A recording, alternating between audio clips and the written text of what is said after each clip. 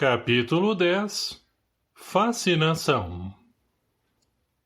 No entanto, Maria Souza, a médium curadora, já organizara considerável movimento.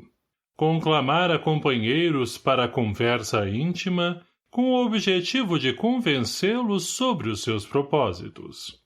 Os adversários, contudo, lhe apareciam em sonhos com propostas extravagantes, prometiam-lhe destaque, publicidade, aparecimento na mídia, garantiam-lhe verdadeiros prodígios com as suas faculdades curativas. Tendo recebido estas orientações falsas do plano espiritual inferior, mas tomadas como verídicas pela própria médium, passava agora a planejar a concretização das orientações recebidas. Em pequena reunião, executada da residência de um dos companheiros igualmente fanatizados, traçaram diretrizes, ouviram os mentores, através da psicofonia, e resolveram conversar com os responsáveis pelo centro, a fim de convencê-los a autorizar as atividades cirúrgico-mediúnicas de Maria Souza. Castro e Israel, comunicados mais tarde, aceitaram o convite, dedicando toda a atenção e fraternidade possíveis. No dia marcado, compareceram os responsáveis pela casa, a médium curadora e um pequeno grupo, representando as cerca de 30 pessoas partidárias das ideias da intérprete franática.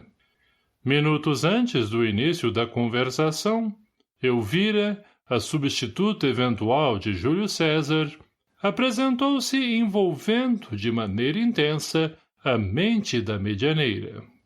Castro sugeriu fosse feita uma prece antes do início das atividades, a fim de buscar comunhão com os benfeitores da vida maior.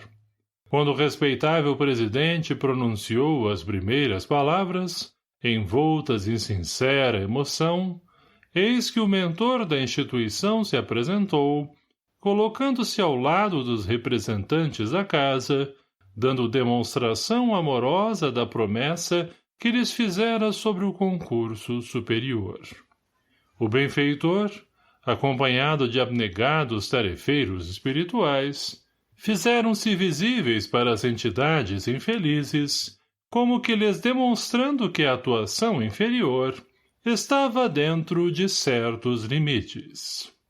Quando Elvira viu os espíritos superiores, fitando-a gravemente e verificando uma pequena parcela de suas capacidades espirituais, representadas pela intensa luz que partia deles, pensou em desistir, mas recordou-se das ameaças de Júlio César.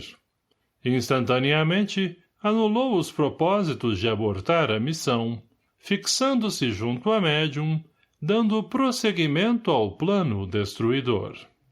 Os responsáveis pelo centro deram, então, respeitosamente, oportunidade da palavra a Maria Souza, que iniciou a conversa com estas colocações.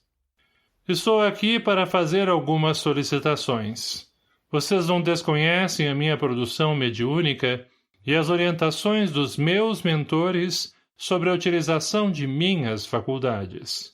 Segundo afirmam meus guias, eu tenho uma grande missão para executar neste centro e solicito que vocês me permitam trabalhar nesta casa com a cirurgia espiritual. Já estamos nos organizando e verificamos que ficaríamos bem instalados na sala Allan Kardec. É um espaço adequado, mesmo porque, segundo informações dos meus superiores, logo estarei recebendo mensagens e receitas do próprio codificador. Já temos companheiros à disposição, inclusive financeiramente, para fazer anúncios em jornais conceituados a respeito dos grandiosos trabalhos que se vão iniciar neste centro. Nossa instituição haverá de crescer consideravelmente sob as orientações destes novos mentores. Pensem no público, na quantidade de pessoas beneficiadas, nas grandes campanhas promovidas por nós. Em pouco tempo, afirmam meus tutores espirituais, estaremos na televisão, e aí já posso ver pesquisadores americanos, alemães, russos e de vários outros países desejando estudar minhas faculdades, o reconhecimento público, títulos de cidadã desta e daquela cidade. É claro que tudo isso eu, pessoalmente, reverterei para a doutrina espírita. Edificaremos hospitais, creches e orfanatos. Cássio interrompeu respeitosamente a fala da médium alucinada, acrescentando com lucidez. Minha irmã, entendemos os seus propósitos, acreditamos e seja de fato desejosa de contribuir com a obra do bem, mas desejamos lhe oferecer um tempo maior de experimentação da mediunidade, a fim de que possa se estruturar no campo doutrinário, conhecer melhor a sua faculdade, analisarmos os fenômenos com rigor, de forma que, antes de pensarmos no grande público, que tal se, reservadamente, durante um certo período, com alguns enfermos, sob segura orientação doutrinária, pudéssemos catalogar as enfermidades, verificar se a ação fluídica realmente produziu efeito, dialogar serenamente com seus guias, verificando suas orientações. Assim, continuou o presidente, você terá a oportunidade de, ao longo do tempo, se estruturar num trabalho discreto e despretensioso. Nessa hora, Elvira envolveu a médium, fazendo-a retrucar desta maneira. Mas o que é isso? Você está com medo de que eu seja considerada mais importante que a sua pessoa? Não sabe que trago grandes compromissos a realizar? Que esta casa pode ser projetada como nunca imaginamos antes? Israel, num desejo verdadeiro de orientar, não se conteve e interrompeu a expositora vaidosa com estas lúcidas orientações. Minha amiga, parece que você está mais interessada na notoriedade do que na própria doutrina espírita, cuja finalidade é promover a transformação moral das criaturas humanas. O objetivo principal do espiritismo não é curar corpos, e sim almas. Poderemos, certamente, aproveitar os recursos fluídicos que Deus nos concede, em benefício dos enfermos, e não lhe faltará oportunidade para isso. Terá toda a nossa atenção e dedicação. Contudo, pensamos que seja melhor estruturar um pouco mais as suas capacidades medianímicas por meio do estudo doutrinário e do exercício paciencioso e discreto ao longo dos anos. Você desconhece os inconvenientes da fama, o quanto os adversários espirituais podem envolver aqueles que se destacam, e se não estiver preparada para suportá-los, poderá ser a sua queda. Por que não se estrutura primeiro, trabalhando anônima e discretamente durante alguns anos? Não estamos lhe negando a oportunidade de serviço nesta área, mas estamos lhe alertando quanto à responsabilidade e à necessidade de averiguarmos até onde suas capacidades magnéticas podem beneficiar as pessoas. E sem contar, continuou Israel inspirado, que você poderá ser enquadrada no crime de prática ilegal da medicina, ao desejar cortar corpos. Já pensou nisso? Assim, trabalhando discretamente, poderá verificar suas potencialidades e granjear, com trabalho verdadeiro e cristão, a simpatia dos bons espíritos. Lembre-se de que médiuns respeitáveis do nosso movimento e que hoje se destacam pelos trabalhos de verdadeira benemerência, laboraram em silêncio durante anos, permanecendo no anonimato até que estivessem amadurecidos para assumirem tarefas maiores. A fama, minha irmã, tem afastado muitas almas do caminho reto. Você desconhece os inconvenientes que a notoriedade traz. Guarda a ideia de que ser médium é sinônimo de privilégios espirituais. A mediunidade bem equilibrada exige estudo assíduo e atuação despretensiosa. O médium, em verdade, quando dispõe de tarefas maiores, igualmente deve testemunhar na mesma proporção as informações que recebe, aplicando-as primeiramente a si. Desta maneira, antes de se lançar à busca frenética pela fama, utilizando-se de recurso sagrado, como é a mediunidade, trabalha interiormente, a fim de que os seus sentimentos sublimados a façam merecedora de uma assistência espiritual superior, compreendendo que no campo mediúnico, discrição e humildade são qualidades essenciais para o êxito da tarefa. E além disso, prosseguiu Israel de maneira calma e fraterna, não estamos interessados em projetar a nossa casa, não desejamos que nosso centro esteja lotado de pessoas, procurando simplesmente fenômenos. Temos a simples pretensão de fazer vibrar entre as paredes desta instituição os ensinos de Jesus e Kardec. Para nós, o mais importante é receber fraternalmente os que nos procuram, socorrê-los quanto possível, oferecer conhecimento doutrinário, despertando as criaturas para a transformação moral. O resto é consequência deste processo bem realizado.